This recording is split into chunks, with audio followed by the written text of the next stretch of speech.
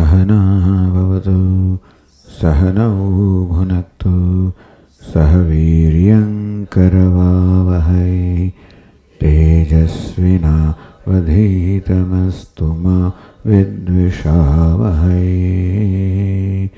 Om Shanti Shanti Shanti.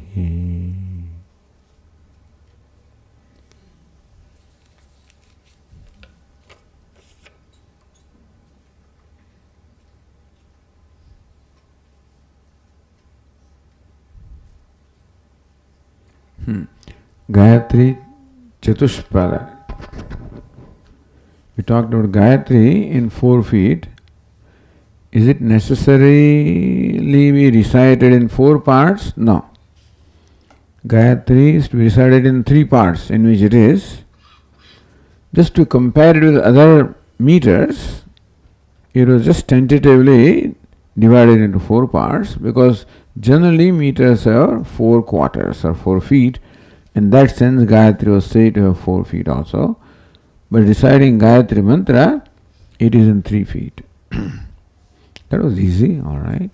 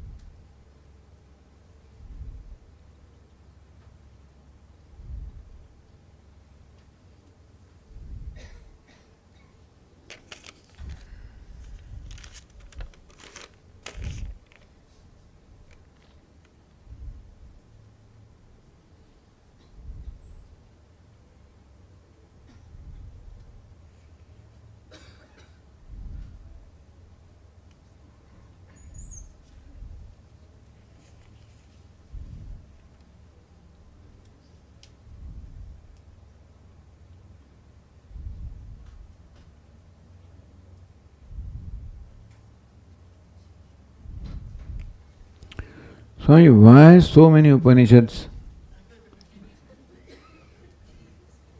If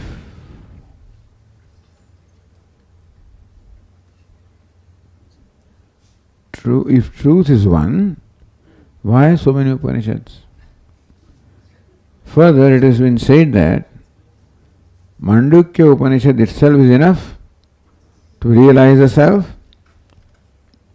However, everywhere all the principal Upanishads are studied and being followed. Further, what is the need of so many scriptures?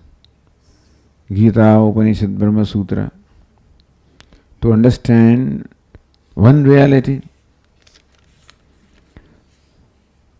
So it is true that Upanishads do reveal only the same truth, which is Brahman.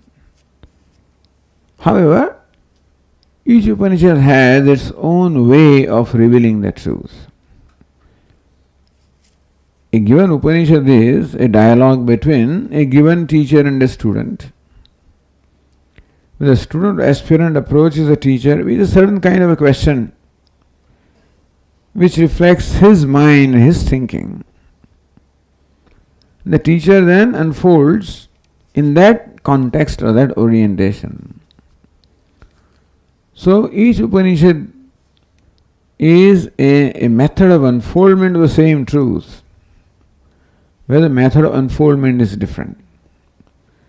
And thus each one gives us a new insight, a new way of looking at things, different way of looking at things. And therefore it gives us different methods of contemplating upon the same truth. Truth is one. It can be contemplated upon in many ways, and you can say each Upanishad provides different ways of contemplating upon the truth. For example, Taittiriya Upanishad says that it talks about the 5 sheets. How the self is not the 5 sheets, it is substratum of 5 sheets. Mandukya Upanishad talks about the 3 states of waking dream. With reference to that, it reveals the nature of reality.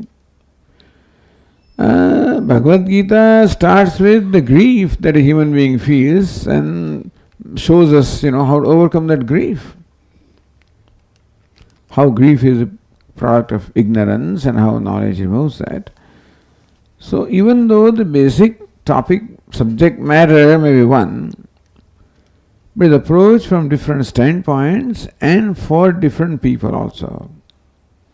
And each one has its own uniqueness in terms of giving us different insights, different ways of contemplating on the same truth.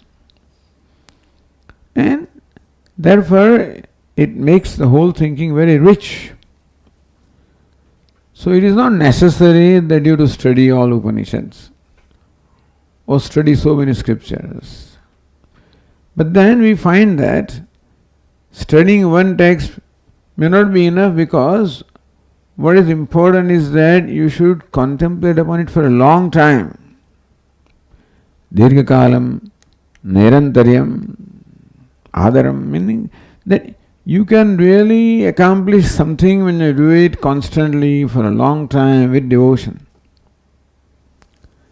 And so you do this one after the other, so the thread itself, no doubt, of the truth, but in different ways you contemplate, and that way you can do it for a long time.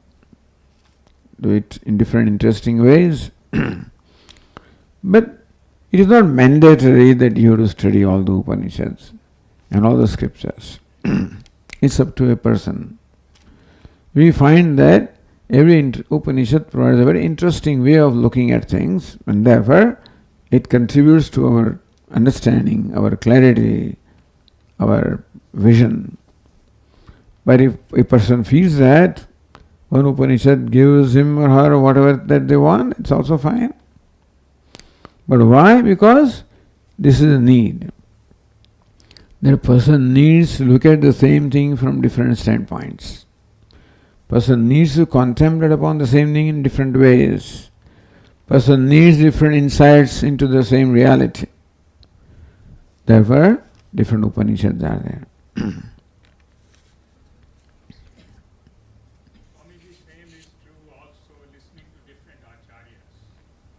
Same is true, listen to different acharyas also. Same may be true, may not be true. I do not know about that, because depends. If the acharyas come from the same tradition and they have the same kind of grounding, then maybe so. Otherwise, it can be somewhat confusing. I skipped one question just now, but anyway, the point is that yes,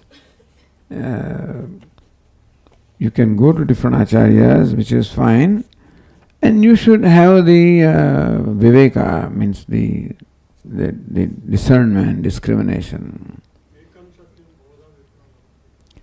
Ekam satyam bahuda, that is all right.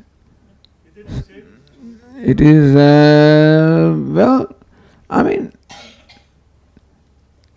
the truth is one and the sages say it differently.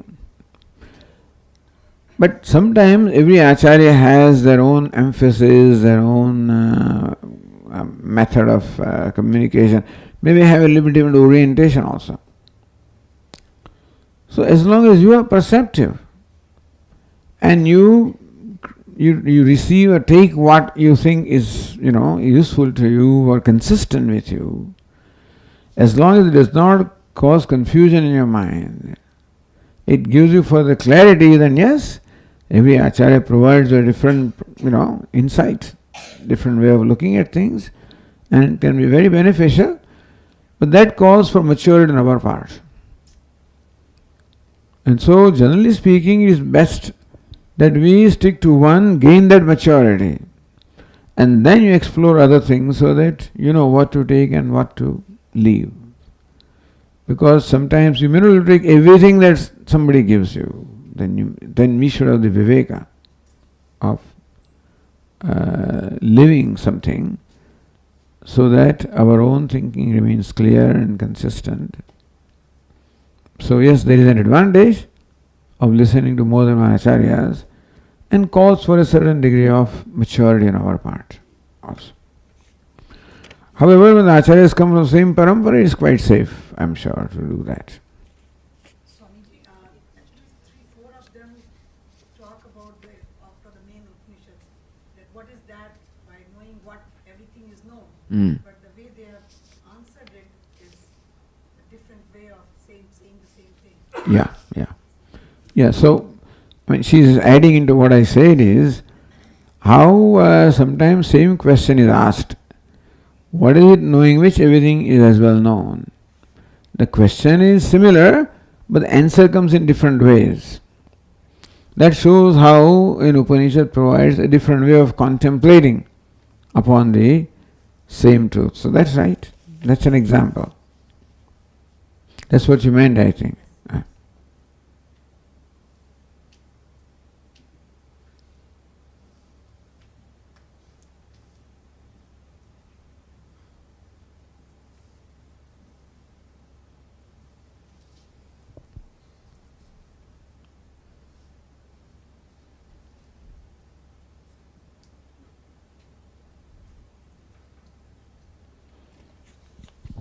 You had explained well that we are or become whatever is our conviction. 2 hours a day, when I meditate, I have a stable and firm conviction that this all is Brahman and I am Brahman. But outside of meditation, I lose this conviction. But mostly I am pretending. Does this 2 hour a day conviction enough at this time, and pretensions during other hours will transform me?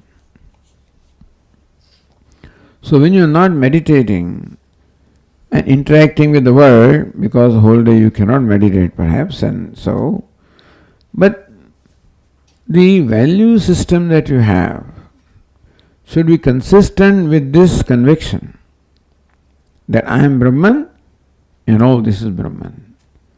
So whatever you do is based on certain values, which are based on this truth. So that conviction that all this is Brahman, I am Brahman, which means that I should treat others as I treat myself. That's an ideal thing. If you are Brahman, I am also Brahman, meaning the self that you are, the self that I am, then ideally I should treat you the way I treat myself. I should give you the same benefit that I give to myself. I am compassionate to myself, compassionate to you. I love myself, should love you. So if the vyavahara interaction during the other times is based on these values which are consistent with that conviction, then it's fine. So that will help.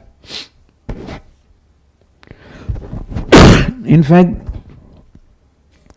that vyavahara gives an opportunity to put that conviction into practice.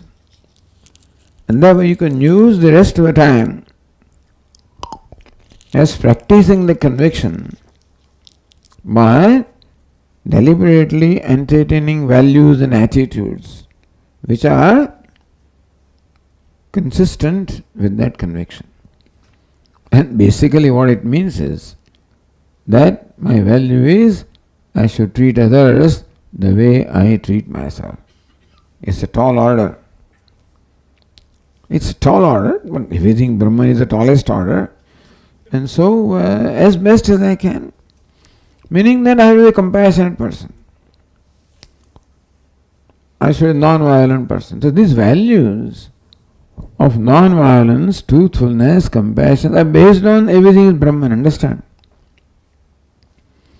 So the extent to which I can put these values into practice, be a non-violent person. I make sure when I speak that my words, they do not hurt others.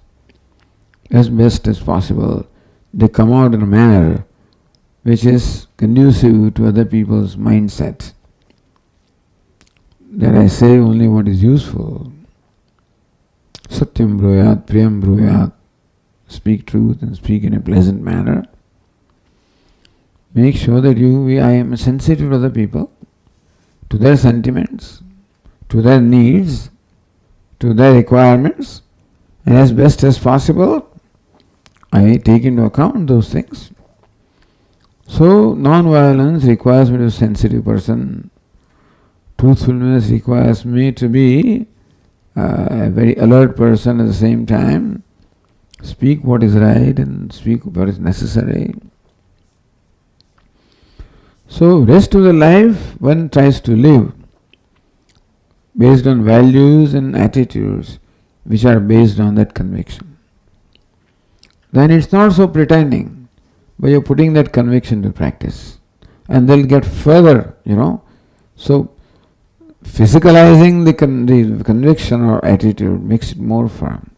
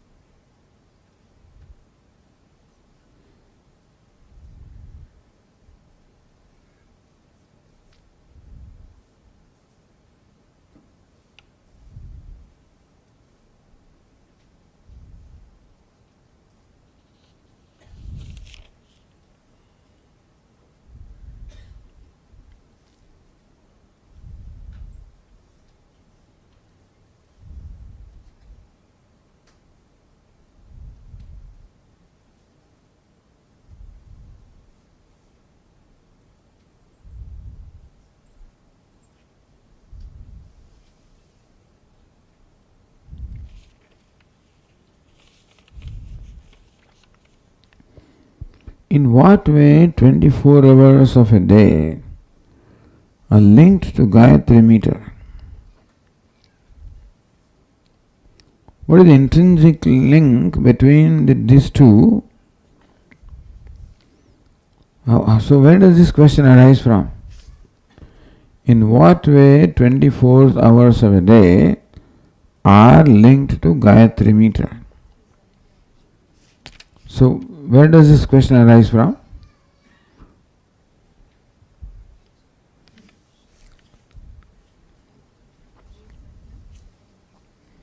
In what way 24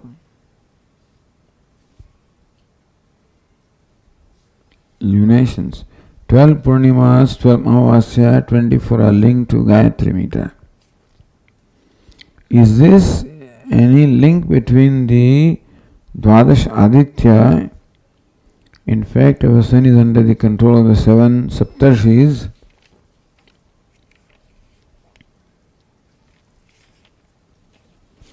We have not looked at other meditations, on Omkara, on Gayatri, etc. But Chandogya provides some meditations where the whole life of a human being is divided into 3 savanas of a Somayaga, etc.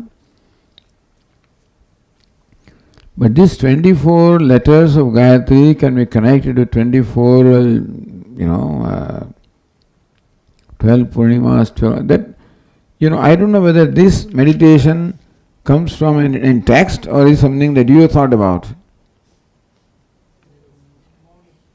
I realize that, but the thing is it your own, sort of thinking, or does this come from any text? That is my question.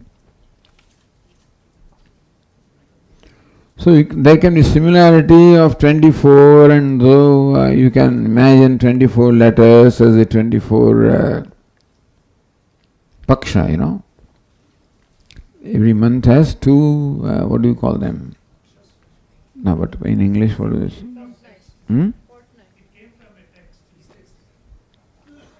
So 2 fortnights in a one, so 24 fortnights in a year, and 24 letters of Gayatri, and then so they can be equated if you can, and then use them as for your meditation. But the link is a link that we provide. There is no other link between the 12 Adityas. So if it comes from a text, then the link is provided by the text. If somebody has prescribed this meditation, then they must have provided the link. So, all right, maybe. Then I don't know. Then you know it better than I do, where this comes from.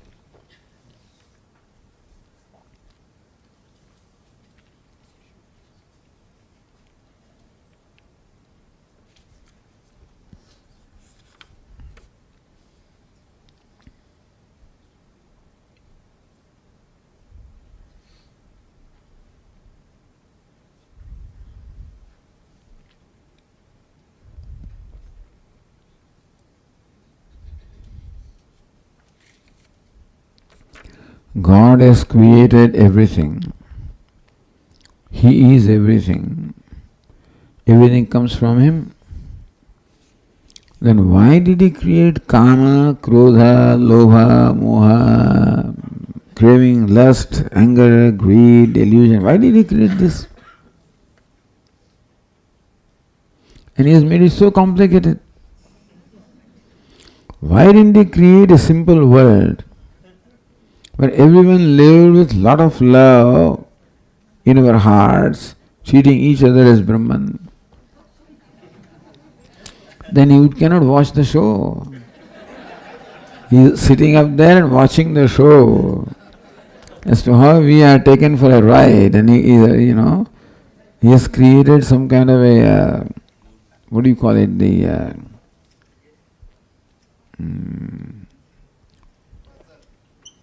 A puzzle, and then he enjoys watching us going from one lane to the other and then getting lost. You see, if kama krodha was not there, creation would not have been there. This kama krodha itself is itself the cause of creation. Ignorance is cause of creation. Ignorance creates kama krodha. They create desires. That desire creates action. That brings about creation. So then question is, why is there ignorance? How nice would it be had ignorance not been there? That is true, but it's there. And there is no answer to the question, why ignorance? Once ignorance is accepted, then we can answer other questions. But why stops at ignorance? Why ignorance? Why this? Because of ignorance. Why that? Because of ignorance. But why ignorance? No answer. So it all begins with ignorance, and all these are fellows, products of ignorance. And He has given us some exercise to do, otherwise there would have nothing to do. If there is all love and everything, what will you do? So you should have something to do. And so He has given us this chore, task, Swamiji, is it not that ignorance is anadi? Yes, it is. So obviously the question does not arise for asking any question on anadi. That's why ignorance, that question cannot be answered. Ignorance is the cause of everything. There is no cause of ignorance. You're right, it's anadi. But it's why ignorance? Because God has not created, ignorance is not created. If He created ignorance, it's all right. It's not created, it's there.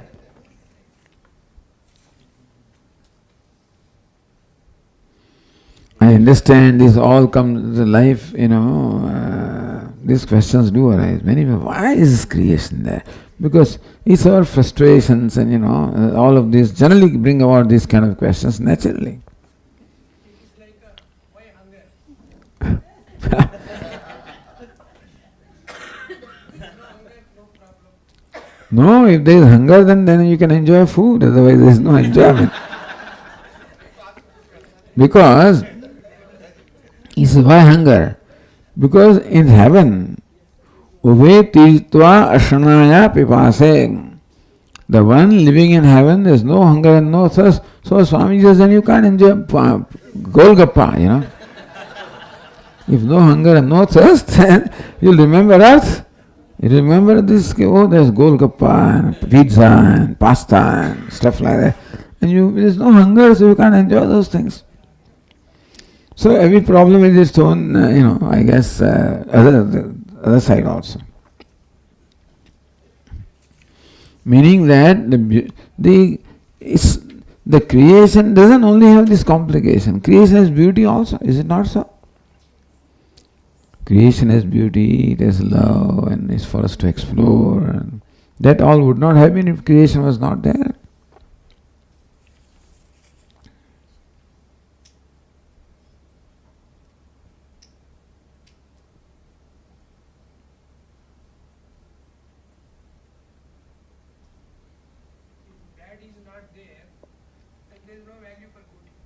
Yeah, that's everything is relative.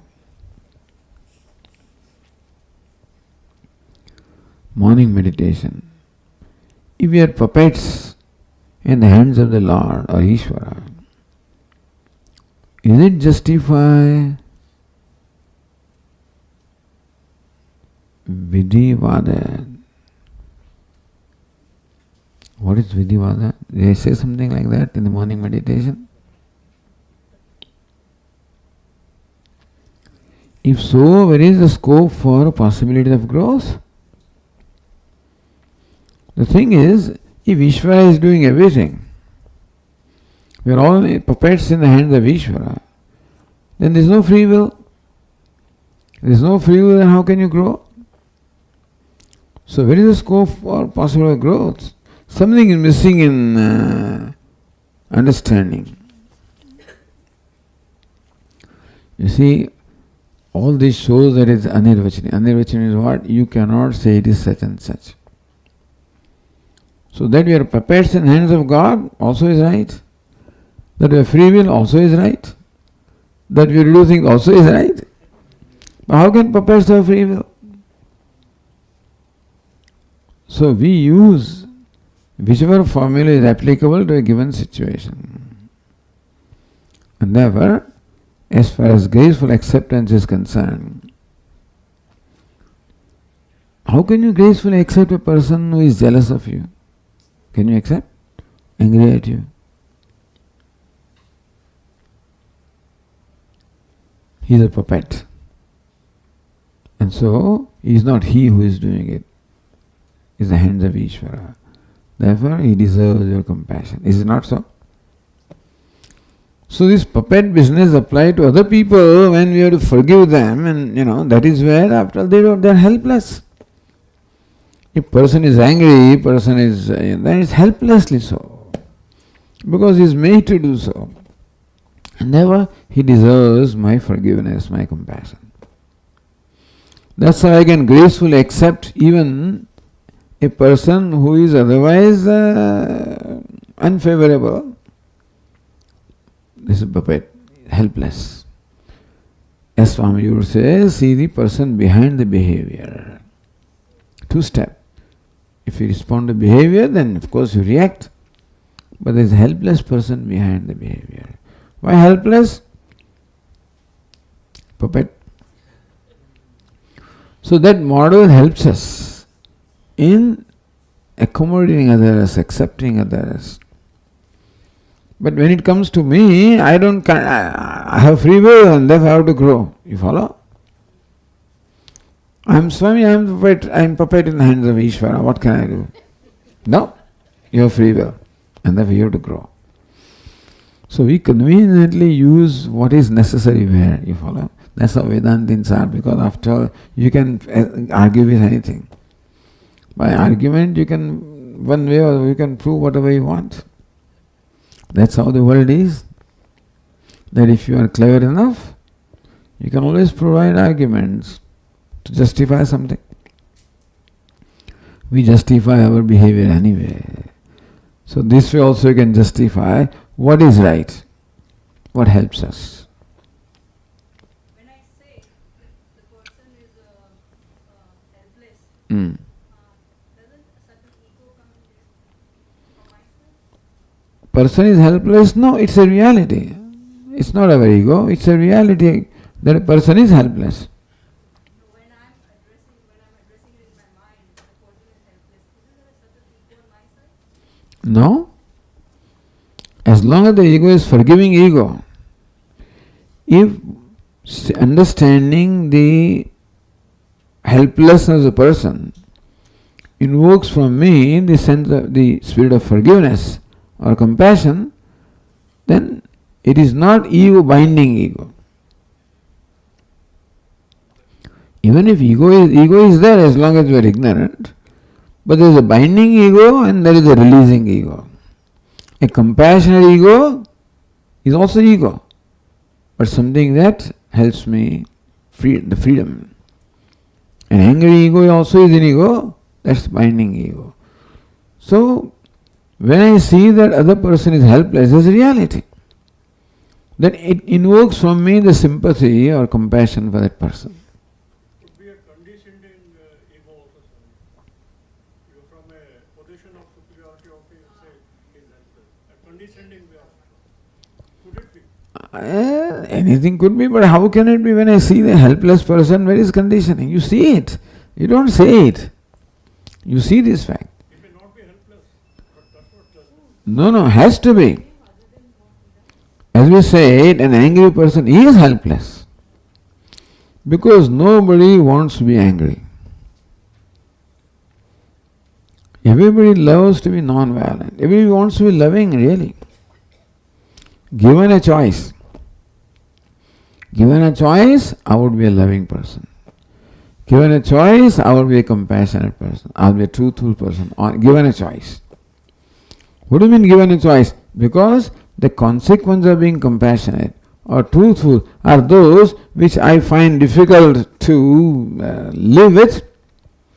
So since I am not able to live with the consequences of being truthful, therefore I compromise truth. That shows my helplessness. If I could accept those consequences, they'll kill me. Oh, I don't care. All right, I'm ready. I don't care. I'm ready. Suppose you're ready for any consequences, then you're not helpless. Then you won't compromise truth. So we compromise value always out of helplessness. Because basically we love to be a loving person, not a hateful person. I do not like to see myself a hateful person. What picture do I have in my mind? Which picture do I love? A loving I is what I love. A hating I do not love. I do not want to be a hateful person. But still, when I am hateful, that shows that I don't know how to be a loving person. Something compels me. Meaning that all values are violated out of compulsion, not out of willingness. Think about it. He's compelled, means he's helpless. That's the question that Arjuna asks. Atha kena prayuktoyam papam charati purusha anichanna vivarshaya baladiva niyojita. He asks Lord Krishna, what is it that makes it person commit a sin, meaning violate a value, against his will? Anichan. Even though a person doesn't want to tell a lie, he finds himself telling a lie. There is something within himself which forces him to do that. What is that? That is anger, that is kama, krodha, lobha. So these impulses drive a person to violate the values. If they were not there, then person would be happy to follow the value. So whenever value is violated, there is always an impulse, either kama or krodha or lobha, jealousy, something is there, driven by which he does something which is improper, unbecoming. If there is not there, then person would never tell a lie. No, we don't tell lies unless there is something to be lost. Everybody speaks truth as long as it is convenient. If it is non-violent. Some people who are very rich and successful are angry all the time. They are not helpless. They always show. Says some people who are successful and rich, they are angry all the time. They are not helpless. Why do we say they are not helpless? Because they have everything. We think they have everything. If he thinks he has everything, he won't be angry. Really? That person's perception of himself It's thus that he is not successful. So we think he is successful, he doesn't think so. So he is not contented, and therefore he is discontent. And so his desire is not satisfied, he is frustrated, therefore he is angry. So, what he thinks of himself is important to determine his behavior. All right.